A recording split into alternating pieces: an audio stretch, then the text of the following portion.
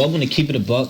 Today I got a special guest. He made a long journey just come out here and stuff like that, and I gotta appreciate him for coming. So I'm gonna give a shout out to who? It's Kjshotit. What's going on, y'all? What's the word? Boy. So who is Kjshotit? I started shooting music videos probably like 4 years ago. It used to be visuals by KJ, and then I had switched it to Kjshotit. Probably like in 2021, I think, like the end of 2021. Mm-hmm. And then, yeah, for me, just been shooting since. I shot a lot of like microphone performances you've seen. For some of the artists that have been up here, a lot of music videos. Yeah. Mad different type of content. Word. If we could go in depth with it, what is some of the exposure that you've seen for the last 4 years of Kjshotit and KJ visuals? Exposure in regards to basically all the artists that you've seen over the last couple of years and the growth that you have in your business. Damn. Last 4 years is kind of heavy. We went from, I went from teaching myself how to shoot and edit everything to everything we got going on now. I got like 114,000 subscribers on YouTube. Like over 100 million views in total, and like just videos I shot and edited. You saying it mad regular? That's an accomplishment, gang. That's a big accomplishment. I feel like we're gonna get into that. Okay. But we got mad stuff going on, bro. I just threw a show this year. That was one of my biggest things. I did threw a show at the end of August, and then we just expanded to London too. So give we a just shout locked out in. to that. The UK. Yeah, locked in with Cash Creations. He a director from out there, and he joined our team. So now we got the UK performances and the New York performances. It's just started.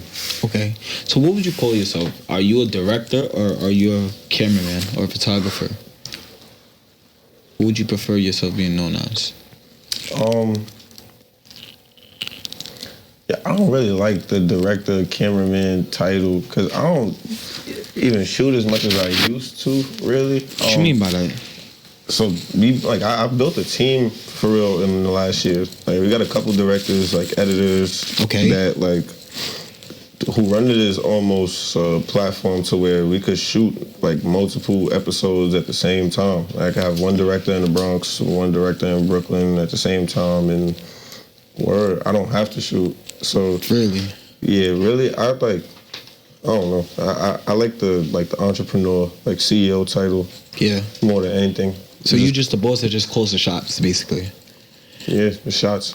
How did you pick out the team that you have for Kjshotit? Like based off reliability, and I just we're understanding the overall goal of like this whole shit. Like with me, I feel like with my platform and everything I do, I made it like very clear. Like my whole goal is to help artists go as far as possible with their music, and I just be trying to find people to join a team that's on the same thing.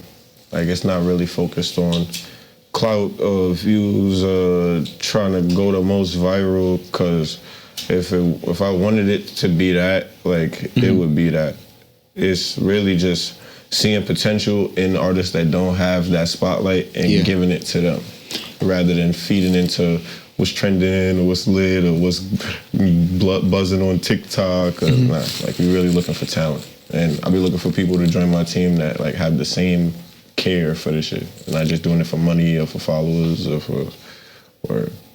Do you mind talking about like the teamwork, as in for your team? Like, what did it take to apply those particular assets or partnerships that you have? Like, did you grow up with them? Did you go to school with them? Everybody that's around me, like now, I think I knew for a period of time. Like my managers, I knew my whole life. It's like that's like my blood, and then. The main person that shoot with me, that shot some of the performances for like artists that came on this podcast, that's like my right hand since I was like 15, 16. So we got like 10 years almost. So yeah, I say like it takes a lot. Like I'm not really like big on like making new I don't want to say making new friendships, because then that would like contradict the idea of me being open to networking. But when it comes to my business and like the whole team thing, I don't really like just be letting anybody in. It gotta make sense. Or So would you call this like your 9 to 5, or would you just call this your hobby? It's a 24/7. Cause I be up all night. Or it's not a 9 to 5 when you don't sleep. This is 24/7. We shoot at any time of the day. I gotta edit any time of the day. I take bookings at any time of the day. I don't have a day off. I don't have a day where I can't do work or I'm not doing work. I don't have a day where I could call out and I'm just not the boss today. Like, that's not a thing. It's a 24/7 where something goes left with my business at 3 a.m. It gotta get taken care of. Okay. It's not like a 9 to 5 where I just get the clock in and clock out. So how do you have balance with your individual life other than when you're doing Kjshotit? Like, you're still the same person that have to visualize, as you said, you want to be the CEO, but how do you have time to elevate just things for you, like going to doctor's appointments? How do you visualize just you being yourself as a young man growing up in a society? Time management is very important. It's something I got to get better with too, just because I'm very heavily focused right now on propelling like the brand as far as possible. So I be having my times where like I don't get to take as much time for myself as I should when it's like little stuff like shopping, spending time with like family and stuff like that. That's like, it's so easy to get done, but you be so focused on business and everything else that it might slip your mind. I definitely got to work on, but it's really just time management. Like I said, it's just making sure that you got a schedule for shit. You're not just winging it and doing anything at any time. Like you said, like with doctor's appointments and stuff, that stuff you take care of like early in the day. Like you got to get up like 8, 9 in the morning before everybody start bothering me about edits. Go take care of that. But I don't know. Have you ever thought of like, as you said, you expanded to the UK. Where's one place that you wanted to travel to? Travel to? Yeah. Actually going somewhere that you think that you could blow up. That's business related? Yeah. I feel like Africa for sure. Africa though. Yeah. Africa. Like Senegal, Guinea, Mali. I'm not too familiar like with what countries are like heavily like, involved in I guess like the music scene, but I know that like the music scene has been like becoming really popular in America, and for me it's something that I always like wanted to see, like that, like the original like the native actual thing, rather than seeing like the Americanized like version of people trying to do it. Like, for me, so if I could go out there and really see it, like tap in with the culture myself, that would be fine. So if Burna Boy was to call you right now and say, "Yo, KD," we going. That's fine. Or everybody going. That's that fine. Like, we all go to Africa. And that's the exposure that you think everyone got to see, basically. Why not? Like, when else are we ever gonna go get a chance to go to Africa? Burna Boy calls us to come shoot him. We running. Why wouldn't we go? Like, it's nobody on my team would say no to that. Y'all, we not going? Are we ready going? We leaving, right? Okay. So, since we want to talk about who running it, who's the biggest that you think you had on that platform so far? That's heavy. I don't know. Everybody, I feel like it's a very to each its own thing.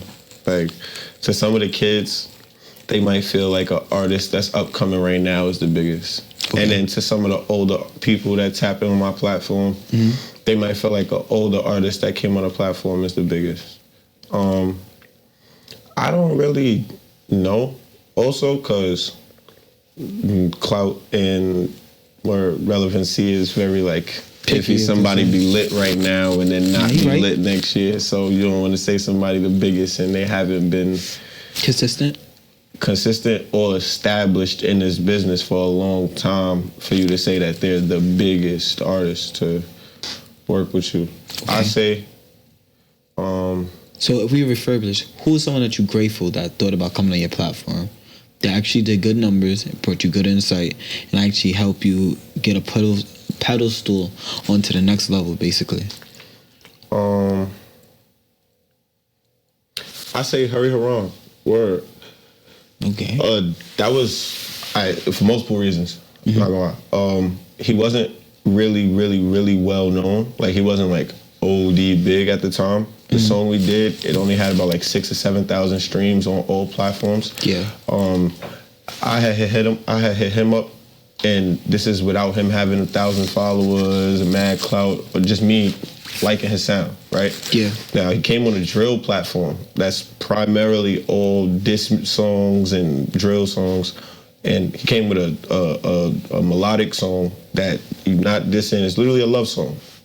And sentimental type. Yeah, basically. and perform that on a platform that's not the norm. And obviously, you got to worry about whether or not the audience going to jack it, basically, because of the type of platform it is. He wasn't even worried about it. He did the song, and it really went well. And it opened the door for other artists who make similar type of music to feel comfortable coming on the platform. Like I've shot a lot of melodic and singing songs since that, because people are like, yo, I saw this video, this was fire. And now they're not worried about, oh yeah, well, it's a lot of drill songs on your platform. They saw him do it, got comfortable, and now it's a lot of people that do it. So I'm OD appreciative of him being like courageous enough to come do that song with us, for sure. You know, one thing I also realized you didn't mention, no, you're a manager. Do a lot of people know that? Nah, cause that's I don't really talk too much about it, cause I work with a lot of artists closely, just off what I said before, like me seeing the potential in music, knowing that like they could go further with it. So, but I don't really publicly like put out there that I manage artists, cause I have a lot of artists that already want to come on Whorunit and aren't really serious. So then in my DM, I would deal with a lot of artists that's now looking for a manager and aren't really serious. If I was promoting that, I manage artists.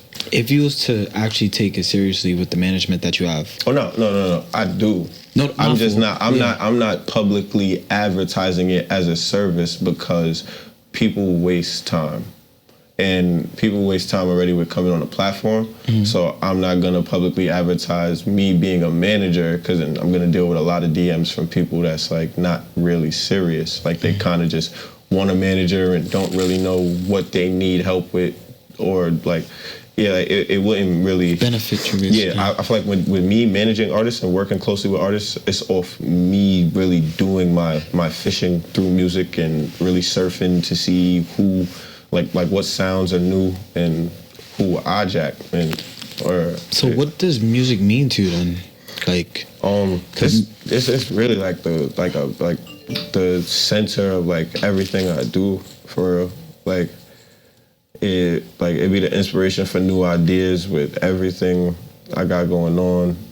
It'd be like the thing that changes my mood and stop me from arguing with people. It's the motivation behind us continuing Whorunit. Like seeing people lives change from coming on the platform and just continuing to hear like the sound of New York change overall. Like I feel like where all of that plays a very big part in like my everyday life. I feel like music means a lot in a sense of like the main things I care about. Okay. So it symbolizes peace and harmony and stuff like that. Yeah, I feel like music can symbolize anything. Music could be about love, being about angry. I feel like music is just about whatever the artist's emotions is, for real. It's just you listen to who you listen to depending on how you feeling. You in a certain mood, you're gonna turn on DMX. You're gonna turn on some drill music. You might turn on some club music. It's just word. I feel like it's an easy way to help you connect with people. Like you kind of get to learn the type of person someone is based off their musical taste. How often do you like listen to music, if you don't mind me asking that? I mean, man, every day. Or I think my Apple Music thing just said that too. Like I had a streak of like 47 days where I was on, like I played a song on Apple Music. Do you mind me asking what song? Not like a song. Like Apple Music showed me like in my replay thing that like for 47 straight days, I used Apple Music at some point during the day. Okay. Or so. But is there like a specific artist that you actually like, if you could say, you do a lot of music in a lot of boroughs and stuff like that, if there is like 5 artists that you could say that you actually take the time out to listen to, even if you never shot them before, do you mind naming them? In the city? It could be in the city. No, I'm saying, like, is it limited to New York? We could do all 5 boroughs. So I pick one in each borough because it's all right. Who in SI? We're gonna start in SI just to word. In Staten Island, I'm trying to think. We don't have a lot of artists out there, and I'm not really too familiar with their music scene. But I know they got good artists there. We don't really travel that much out there because that's an hour drive from where we station. Okay. From the Bronx.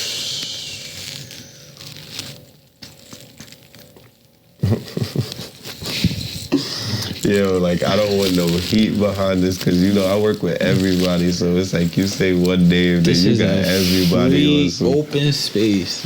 Of course. I'm fully understanding of that. I don't know. I feel like in the Bronx right now. D6. Okay. He from 166. Or I've been working with him for like 3 years. Super talented. We just dropped 2. He shot a video with my cousin. My cousin shoot videos too. His name D-Lo Films. Shout out to D-Lo Films. He just dropped. He shot something with my cousin. D6 tough. Ty Wave tough. Okay. That's another one of my artists. Like that's one of the artists I actually manage. Mm-hmm. I say D6, Ty, in the Bronx. Yeah, that's my 2. Okay. In Manhattan, I got Shaq. It's fire. It's easy. That's fire. Hey, that's easy. Okay. Now let's bring it home. Alright, let me think, cause Brooklyn is big, yo. There's mad people out here. Yes. Yo, what's I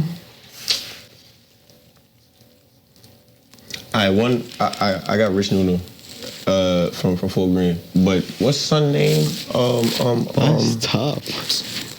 That's very tough. Kopu? Somebody Kopu? Who? Yo. Damn, I think his name is Maceo Guns. That's an upcoming artist? Yeah, he dead nice though. Word. Like he make melodic music and like he could rap. He came on Whorunit before too. Maceo Gun. Yeah, he's tough. How old is he? I don't know. I look, I'm gonna show you a song he got. He got Janice Hart in his music video. He hard. I'm not gonna lie. Janice Hart was in I swear to God, bro, he's mad tough, bro. Bro, look, this nigga is mad tough, bro. Look.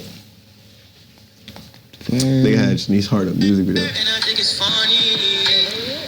Do you mind if I show the camera? Hey yo, y'all go tap into this. Y'all go look for this person and go tap in with his music. Nah, he hard. Well, I said one of his songs to like my whole team for real. Mm-hmm. Just like niggas got tuned in. This shit fire. We was trying to figure out what song it sound like. Something next. Okay. And I never worked with him personally. Like I never shot for him. Like nothing. I think he's from Brooklyn though. Something nice. Okay. We got the best of all, Queens. Ooh, Queens. Queens is tough. I got Kev. Kev? Hmm? Oh, I got Kev. wow. I got Kev. Mr. I need a love, Kev? That's easy. Easy. Yo, shout out Kev, bro. That's too easy. You doing numbers then. That's too easy. Okay. I'm not gonna lie. I got Kev and Baby No Lacking. That's definitely different. Yeah, Baby No Lacking is tough. And I've been working with him for like a year and a half. Baby No Lacking, you was working with him? No, yeah, I've been working with him for like 2 years. Word. So for me, I got him, I got Kev. Ty. Who else in Queens? Yeah, Ty for sure. I got who else in Queens? Cause Queens is mad big too. Nah, that's a fact.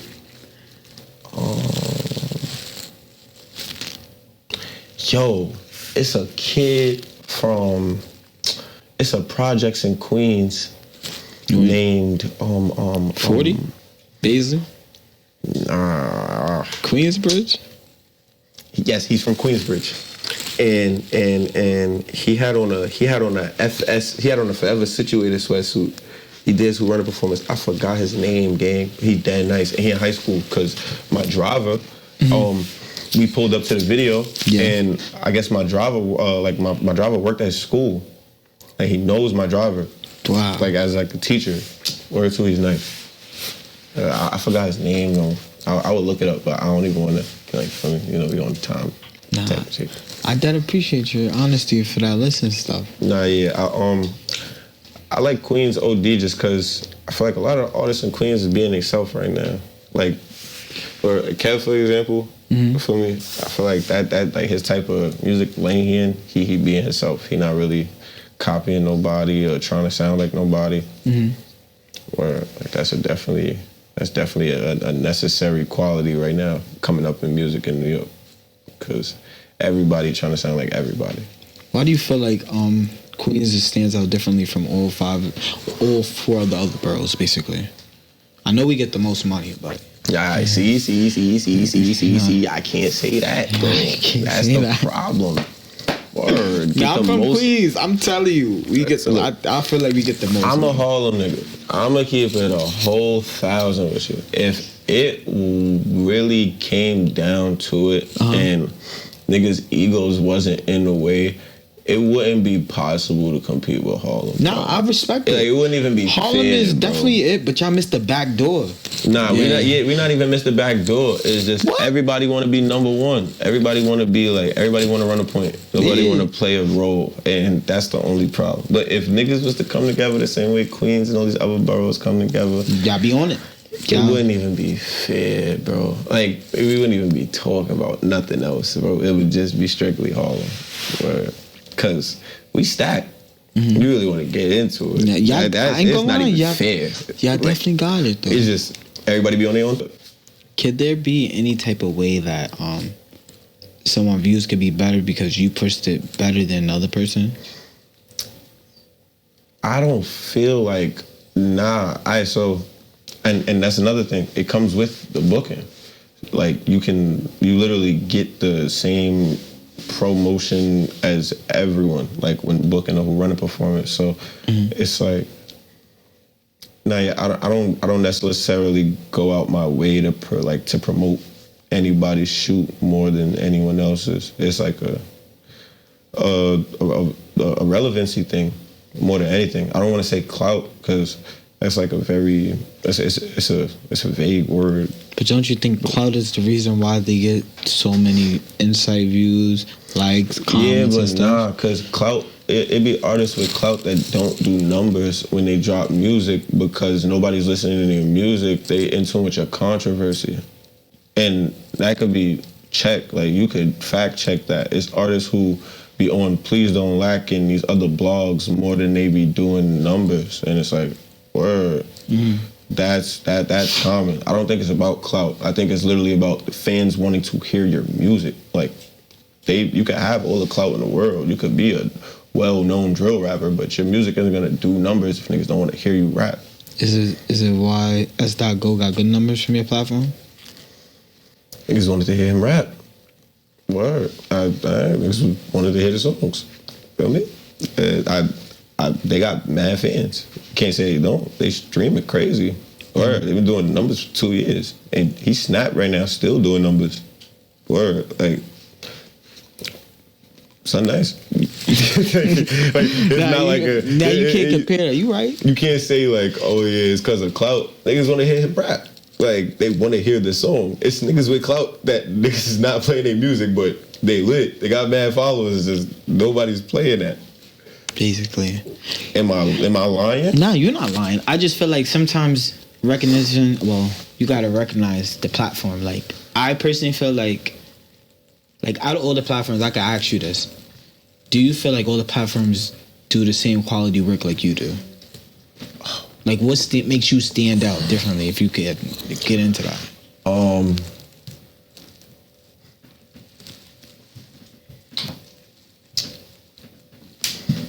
Personally, this is a really good question, right? And It's actually a very interesting question. I would be 100% honest with you. Right? Like, I wasn't the first person to do the mic performances. Of course, we got one mic. We got on the block. Yeah, like you got a couple block. People. Yeah, mad people who was like hanging the mic up before me. That's a fact. But it's just different, bro. Like, do you know what makes it different? Is it the love that you give to the artist? Like, do you actually hype them up? It could be the fact that I'm really going to everybody's block and hanging the mic up, and I'm not panicking or like I'm really interacting with these kids, having conversations with them, and trying to help them go further with their music. I'm really shooting 5 times a day. I'm really making sure it's multiple shooters in different boroughs. Nobody trying that hard. You gotta think, we put out 1,200 episodes in the last 2 years. Over 100 episodes got 100,000 views. That's fine. Think about how much music wouldn't be out right now if Whorunit didn't go force it for the city. Like, if we wasn't running around New York forcing it, like, it's a lot of songs that probably wouldn't be out or wouldn't have, like, for me. So I like when it comes to what we do differently, I think it's effort. Like, we tried really hard. We got the most episodes out in any platform. That platform, they definitely like passed the whole like trying to build up from the underground thing. With me, I feel like I want Whorunit to always be accessible to the artists who don't have access to those type of platforms. You want to be the voice? Yeah, because that's how the artists get to those platforms. Yeah. Like, artists like, and I'm not even gonna use no names, but you gotta think, though, like a platform like On The Radar, is certain artists they would never consider if they didn't go viral on Whorunit. You think so? 100% sure. But what happened if you thought that if they have the right amount of money, then they could get on The Radar? On The Radar, there's certain platforms that don't charge. It's platforms that's really only tapping in based off your relevancy and whether or not you lit enough to come up here. So you feel like, you really feel like that's really accurate though? Because I feel like personally, out the insight I be hearing, I hear that people be charging to get on some of these certain platforms. If you don't have that right dollar, you can't get on it. That's just literally what I'm hearing. If there's something else that comes along with it, then I see that. Where that platform, and it's a lot of other platforms that like they very like. I mean, I don't know. Same time, I'm not a rapper, so I can't sit here and say what they're doing. I don't know if they charge or not. End of the day, from what I know is, and like my conversations I had with Gabe, he doesn't do the pay for play thing. Like, so it's not like where you could pay to go on The Radar, and if you got the right amount of money, you could just go up there. You really have to be doing it right now to go up there. So that's what I'm saying. It's artists that'll go viral on Whorunit, and now it's like, oh, I bet. Let's have them come on The Radar, or let's have them come on From The Block, because they did well on this platform. Now they're going up, so they can go on this platform. So it's like, word, as long as we keep opening that door for people to get there, I'm cool. But the recognition got to give shouted out. Without you being there or you having that backbone, a lot of shit wouldn't happen. Yeah, I don't really be forcing it, because at the end of the day, it's a lot of people who don't get their recognition. Man, people don't give LeBron James his due diligence, bro. What I look like fighting for credit in New York City. And it's just respect, I feel like. It's respect is one thing, that's cool, but I get my respect from the people that I really care about and consider supporters. The same way, like LeBron, bro, you think he really care about the people that's on Twitter and be sitting here saying, oh, this person better than him, or that person better than him, or he not the GOAT? You know what I mean? Imagine one person or 5 people saying something bad about Kjshotit, and I got my whole support system is really like showing love. I can't sit here and be focused or worried about, oh yeah, I'm not getting my respect from this small group of people, and 85-90% of the people is showing love. That's kind of like, whatever. You can't be too worried about that. Okay, for the people that actually, that's your fans and actually has been there since day one, what does it take to be in your shoes? No sleep. You gotta be like, it's so cliche, but you really gotta be obsessed with your overall goal. Like, I don't want nothing but this one thing, and I'm not gonna stop doing what I'm doing till I get there. Like, with me, it was just like, where my music videos wasn't doing the numbers I wanted them to at the time. So I started like trying to figure out what else I'm gonna do. And then when I figured out the mic platform thing and I seen how much it was blowing up, I'm like, oh nah, I gotta be the best. Like I gotta do it. So now I'm chasing 100 on YouTube. I'm like, I bet I got 10K, I got 25K, I got 50K. Let's go get 100K. So now I'm just forcing it and pushing videos out, just trying to get to it. But it take a lot. You really got to be dedicated. I'm not gonna lie. You got to also be very, very okay with trial and error. Like I used to be not okay with losing. Like doing something wrong, and then you got to try over or find something else to do. But it's a part of business. I'm not gonna lie. You just gotta adapt to it. What are your goals for going into 2025? What is, if you could say 3 things that you want to accomplish next year? I haven't thought about it yet. I'm not gonna lie. Like, well, I'm gonna be honest with you, bro. Mm-hmm. Like 2020, I was working a regular job, bro. My dad had 2 jobs, matter of fact. I'm not even gonna lie. I was working 2 jobs and I was in college. I dropped out of college, lost both of my jobs, and then I bought my first camera. A year later, I probably went from like 800, 900 followers on my video page to like 1,300, 2,000 followers on my video page. A year after that, told me now I probably got like 3,000, 4,000 followers. That summer, I got invited to go on tour with Nas and Wu-Tang. Mm-hmm. Came back from the tour, went to the studio where one of the bros live, and got a microphone, started shooting mic performances. 6 months later, at 25,000 followers on Instagram and like 30,000 subscribers on YouTube. And this is where you go from 3,000 followers, your video's not doing the numbers you want them to half a year later, it's like, word.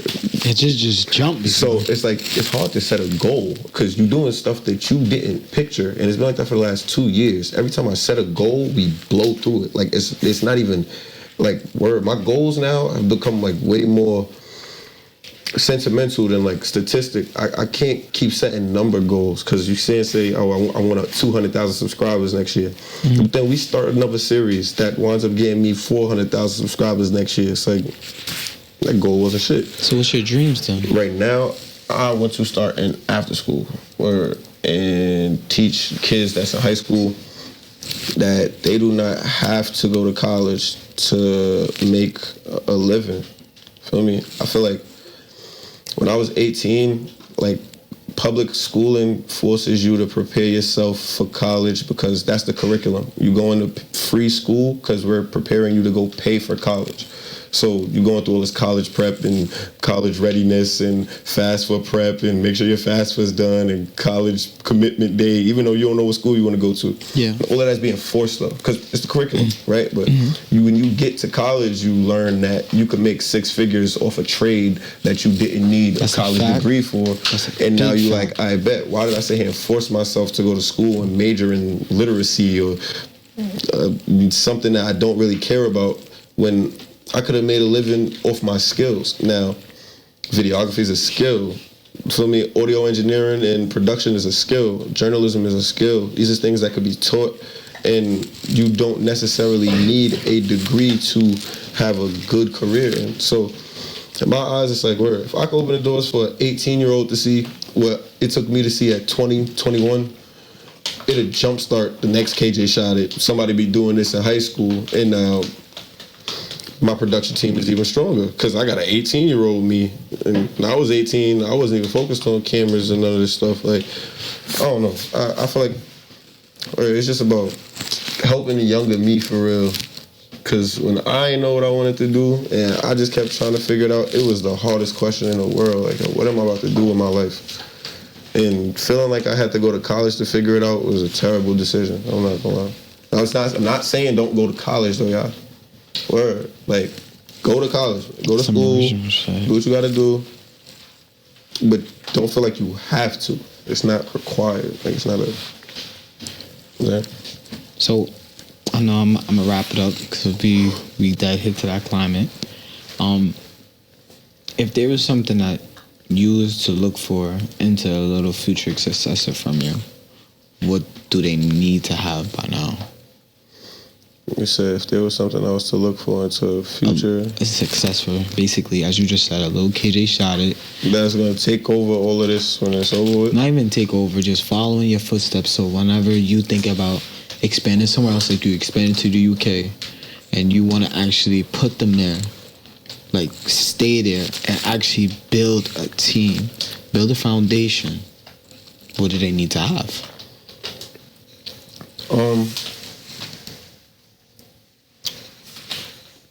Or just to drive. Like, I don't think it's normal. That's what it really is. When I took a step back and like took a break from like all the business stuff, I realized like how much I was like kind of overworking.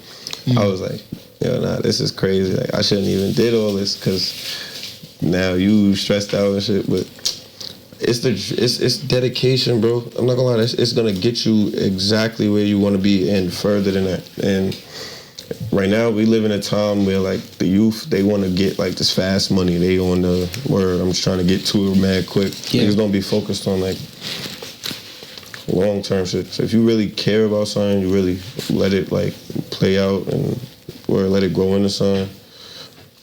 That's definitely what's all that's really needed. I'm not gonna lie. I definitely respect that. I want to know my last two questions and stuff like that before we go. What could you say that you learned over the years, just something personal that you never let go? It's never a real like time or place for anything. Where everything gonna happen when it's supposed to, and anything that happened because it was supposed to. You know what I mean? You might be like wondering why something not going right or why something keep going wrong. It's happening for a reason. If you're not entitled to nothing from the world, you're not owed nothing, or keep handling your business, what you want, you really working for it, it's gonna come. Okay. And my last question before we go, who are you doing this for, other than yourself? Like, if it was for your loved ones or anything like that, who are you doing this for so they can watch you keep growing and be the man that they want you to be?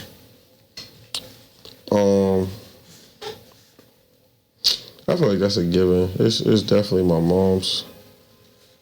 My whole family's for real, but really my mom's.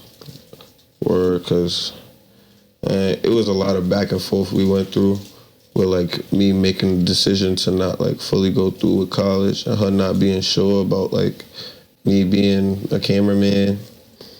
And the way everything turned out, it's like we kind of be just in the crib like looking at all the views and stuff on my channel.